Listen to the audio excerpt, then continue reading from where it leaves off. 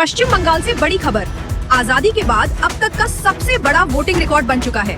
चुनाव आयोग के आंकड़ों के मुताबिक 2 चरणों में कुल 92.47% मतदान दर्ज हुआ है, जिसने सियासी तापमान को चरम पर पहुंचा दिया है।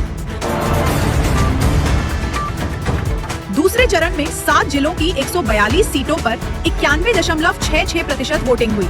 पूर्वी वर्धमान में सबसे ज्यादा 93.57% मतदान हुआ, जबकि कोलकाता दक्षिण में सबसे कम 87.52% वोट पड़े।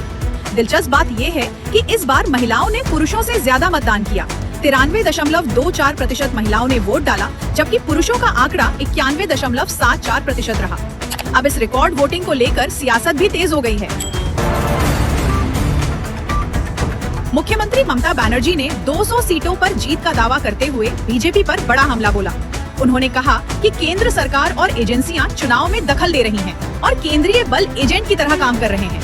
दूसरी तरफ बीजेपी नेता शुभेंदु अधिकारी का कहना है कि इस बार हिंदुओं ने खुलकर मतदान किया है, इसलिए वोटिंग प्रतिशत बढ़ा है और इसका सीधा फायदा बीजेपी को मिलेगा।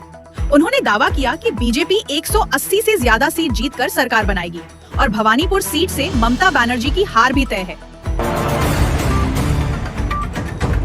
बीजेपी प्रदेश अध्यक्ष समीप भट्टाचार्य ने चुनाव को लोकतांत्रिक लड़ाई बताते हुए कहा कि ये पश्चिम बंगाल को पश्चिम बांग्लादेश बनने से रोकने का चुनाव है। वहीं टीएमसी नेताओं का दावा इससे बिल्कुल उलट है। सांसद सौगत रॉय के मुताबिक भारी वोटिंग बीजेपी के खिलाफ हुई है और एग्जिट पोल अक्सर गलत साबित होते हैं। टीएमसी नेता कुणाल घोष ने तो 235 से ज्यादा सीट जीतने का दावा कर दिया है। कांग्रेस नेता अधीर रंजन चौधरी का कहना है कि सत्ता विरोधी वोट बढ़ गया है। कहीं बीजेपी, कहीं कांग्रेस, कहीं वाम दलों को फायदा हुआ है, लेकिन सबसे ज्यादा फायदा बीजेपी को मिल सकता है। अब बात एग्जिट पोल की। मैत्र एग्जिट पोल के मुताबिक बीजेपी 146 से 161 सीट जीतकर सरकार बना सकती है, जबकि टीएमसी 125 से 140 सीटों पर सिमट सकती है।